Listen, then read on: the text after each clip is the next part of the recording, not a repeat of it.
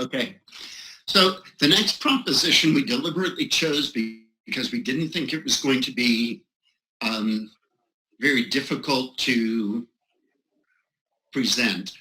We figured it would be short and sweet, and that was based on its content. This is one of 2 of the 12 ballot measures that will be on your ballots in November. This is one of 2 that has an opposed position by the California Democratic Party. So there are a couple of neutrals, many are supported. Prop 15 is strongly supported. This is opposed by the California Democratic Party, and I'm going to freely admit that I'm not an expert. My major source of information was Ballotopedia, which is a very good source of information. The name that you see is actually the official ballot measure title. Okay, you've all had a chance to read what it says. I'm going to try to be sort of clinical and professional, and then I'll make my personal comments at the end. Next slide. This is referred to as a tougher on crime measure. It would amend reforms that were made while Jerry Brown was in office in the 5 years between 12 and 16 inclusive.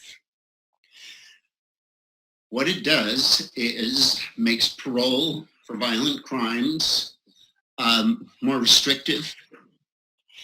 It requires more DNA collection, including for some misdemeanors. It recategorizes some theft and fraud crimes as wobblers. And the next slide will explain a little bit about what wobblers are, either the next or the one after that. No, we're going to DNA first. So the DNA would be collected, even in the case of a misdemeanor crime, and given to both state and federal law enforcement agencies. It includes a lot of nitty-gritty specific details. I'll freely admit that I'm not a master of any of them, but it includes some kinds of shoplifting, some forms of grand theft, some forms of drug possession, some kinds of domestic violence. That sounds awful. And prostitution with a minor.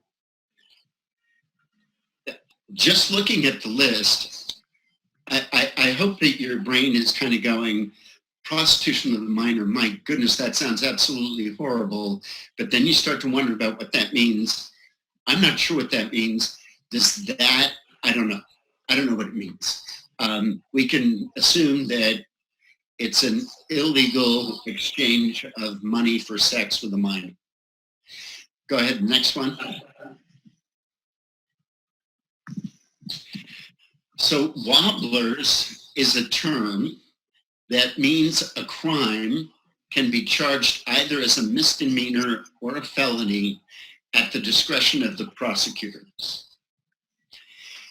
Prop 20 changes some of the misdemeanors from being strictly defined as misdemeanors into allowing for heavier penalties, heavier sentencing, heavier record.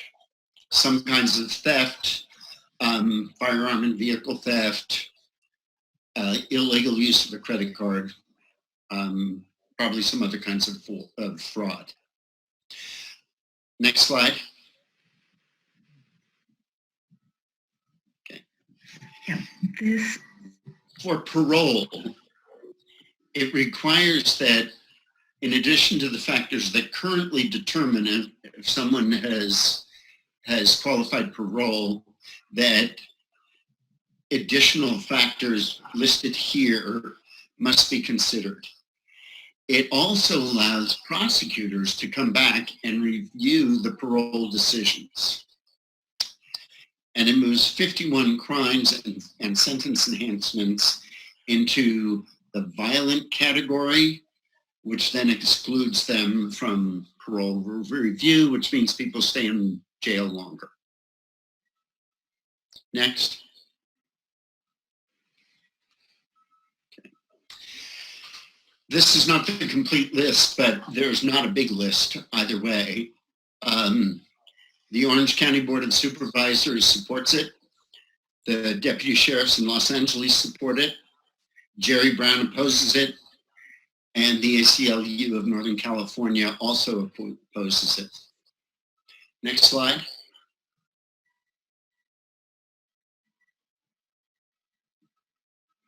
Okay, so I looked at the pro and con arguments. The top four are comments made by the opposed group. So one person said, we have to reject the Trump administration's appeal to be tough on crime, harsher sentencing, etc. Another says it's just another prison spending scam. A third said the last two, which is that instead of spending more money on prisons, we should be reallocating funds towards what's needed in communities. That should ring a bell. That very statement should ring a bell, because that's exactly what defund the police actually means. I'm obviously something of a politico. Defund the police is a horrible choice of words because it plays right into right-wing narratives about we have to be tougher on crime, the left is all crazy, they want to just, let crime run rampant. You've probably seen the 911 ad that the Trump campaign is airing. You call 911 and somebody says, if this is a rape or a homicide, please wait and somebody will get to you. The wait time is approximately 35 minutes. If this is a lesser crime, please call back tomorrow when someone's in the, that kind of nonsense. Okay, the last opposed statement was that it basically increases penalties for low-level offenses, as opposed to investing in our communities and providing broader ranges of services to people that really need them. Okay. On the other hand, the people that are in favor, this was literally, I cut and pasted this. So California crimes, you can read it, I won't read it for you. And I have to say, when I look at that, it just looks absolutely horrible. It's like, you can't, there's no way these are considered misdemeanors. So please go to the next slide. Okay, so I looked at this before knowing what the CDP position was. And my very first reaction was, hell no, this is just going totally in the wrong direction from where we need to go. So I want to reveal my personal biases so you can consider these. You can go to Ballotpedia, read the information yourself. Sooner or later, there's going to be a Yes on Prop 20 website that will explain, but these are my personal biases. So if I don't know the subject matter well enough to really understand what's happening, I often look at who's for it, who's against it. I look at what the state party's position is. Being a county chair, I kind of think their opinion is important. There are a lot of technicalities and legal definitions that I simply don't understand in this. But even just reading it, some of it doesn't make sense. For me, Jerry Brown's opinion carries a lot of weight.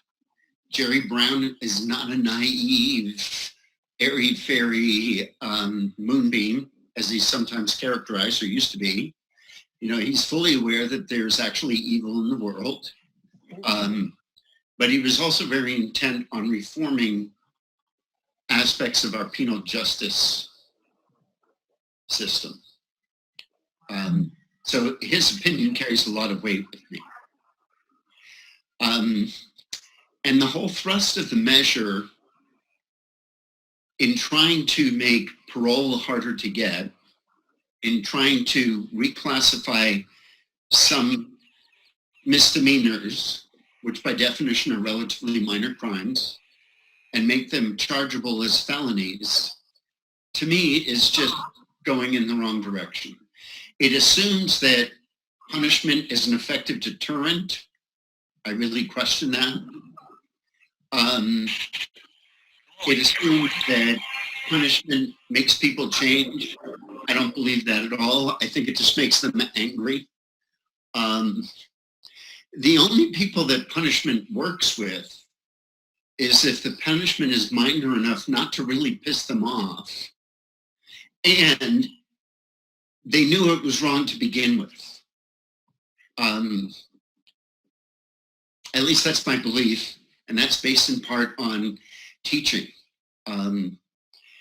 Some kids, a figurative slap on the wrist really puts them on their heels, and they experience guilt. I'm not talking about physical stuff. I'm talking about figuratively providing consequences for a child. They don't like it, but they kind of sulk, and they get that they did something wrong, and they don't want to do it again, and they don't want to have that kind of consequence. There are other kids, if you punish them, it does absolutely no good whatsoever. I personally think that where we really need to go is kind of a top to bottom complete reform of how we try to address the issue of serious misbehavior and bring people back into productive roles in society. I'm not naive to think that there aren't people that shouldn't just be locked away for the rest of their lives and that's it. But I still think that they should have some opportunities to do something to provide some meaning for themselves in their life, even if it is behind bars. So anyway, I just think this is all wrong. The CDP thinks it's wrong. If anybody has questions, I'd be glad to try to answer them. I just don't feel like this whole thing makes much sense. So there's just one question. Oops, am I unmuted? You're unmuted. There's just one question on the board, and that is, do you have any idea what the reasons were that the California ACLU opposed this? Did you have a chance to look at that? I did not get a chance to look at that, but they're also an organization that I typically hold in pretty high regard. They've taken some brave and repugnant positions, but nonetheless, they are principled positions. For example, they defended the First Amendment rights of the American Nazi Party. I was born in Germany. I spent 2 years at the university in Germany. I have no use for the Nazi Party at all. I have no interest in protecting their rights. But the ACLU, in that case, is more principled than I am. They basically are saying, hey, the Constitution says that everybody has First Amendment rights.